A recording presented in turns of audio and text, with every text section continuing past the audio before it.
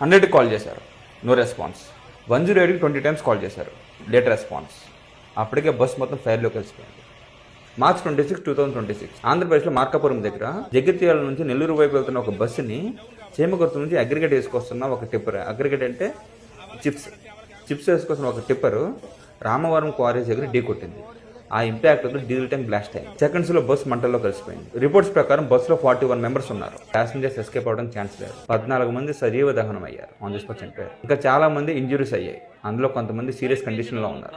Accident తర్వాత biggest failure ఇక్కడే. 100కి ఎన్నిసార్లు కాల్ చేసినా రెస్పాండ్ అవ్వలేదు. 108కి 20 సార్లు కాల్ చేస్తే కానీ రెస్పాండ్ అయ్యారు. అప్పటికే బస్సు మొత్తం మంటల్లో కాలిపోయింది. ఇది సిస్టమ్ ఫెయిల్యూర్ కాకపోతే ఇంకేంటి? ఇన్వెస్టిగేషన్లో షాకింగ్ టూల్స్. బస్కి ఆల్రెడీ బ్రేక్ డౌన్ హిస్టరీ ఉంది, కంప్లైంట్స్ ఇగ్నోర్ చేశారు. స్టీరింగ్ ప్రాబ్లం వల్లే కంట్రోల్ తప్పిందని కూడా అంటున్నారు. అండ్ బస్ లగేజ్ క్యాబిన్లో 5 kgs గ్యాస్ సిలిండర్ ఉంది. సేఫ్టీని ఇగ్నోర్ చేస్తే రిజల్ట్ ఇలాగే ఉంటుంది. అండ్ క్రాష్ తర్వాత డోర్స్ ఓపెన్ అవ్వలేదు, సెన్సార్ ఫెయిల్యూర్. ప్యాసింజర్స్ లోపలే ఉండిపోయారు. ఆ ఫైర్ నుంచి బయటకు రావడానికి ఇంపాసిబుల్ అయింది. ఇది మెకానికల్ ఫెయిల్యూర్ కాదు, ఇది డిజైన్ ఫెయిల్యూర్, ఇది డిజైన్ నెగ్లిజెన్సీ. బాధితులు మార్కాపురం ఎమ్మెల్యే కందుల నారాయణ రెడ్డి గారి దగ్గర వాళ్ళ బాధ చెప్పుకున్నారు.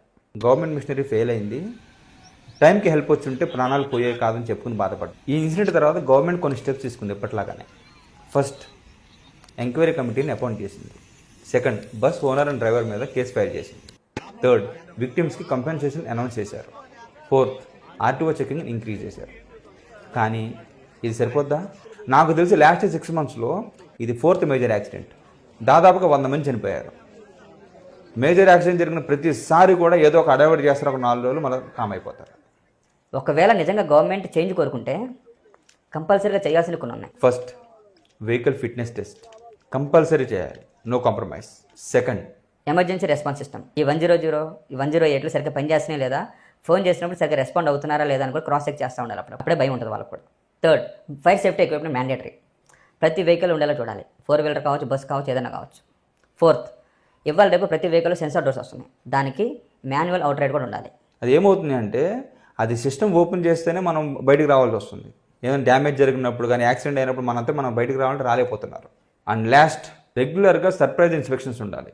రూల్స్ ఉన్నా ఇంప్లిమెంట్ అవ్వకపోతే ప్రాణాలు పోతాయి. ప్యాసింజర్ రెస్పాన్సిబిలిటీ, మన సేఫ్టీలో మన రోల్ కూడా ఉంది. బస్ కండిషన్ అబ్జర్వ్ చేయండి, ఎమర్జెన్సీ డోర్స్ ఎక్కడ ఉన్నాయో చూసుకోండి ఒకసారి. బస్ ఓవర్ క్రౌడెడ్ అయితే ట్రావెల్ చేయకండి, అంత అర్జెంట్ అయితే ఆటోలో వెళ్ళండి.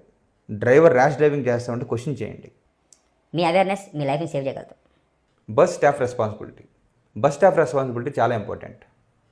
ఫాల్టీ వెహికల్ని రోడ్డు మీద తీసుకురాకూడదు. Second, daily basic inspection compulsory. Third, emergency door క్లియర్గా మెయింటైన్ చేయాలి. సేఫ్టీ ఫస్ట్, ప్రాఫిట్ తర్వాత. ఒక్క నెగ్లిజెన్సీ కొన్ని జీవితాలను డిస్టర్బ్ చేయొచ్చు.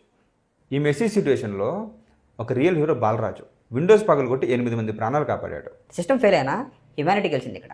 ఇది యాక్సిడెంట్ కాదు, negligence, system failure, lack of awareness, ఇవన్నీ కలిపి 14 మంది ప్రాణాలు తీసుకున్నాయి. నెక్స్ట్ టైం ట్రావెల్ చేసే ముందు ఒక్కసారి ఆలోచించండి. మీ సేఫ్టీ మీ హ్యాండ్స్లోనే ఉంది. ఈ వీడియోని షేర్ చేయండి. ట్రావెల్ చేసే ముందు ఒక్కసారి చెక్ చేయండి, మీ ఫ్యామిలీ కోసం, మీకోసం. Thank you.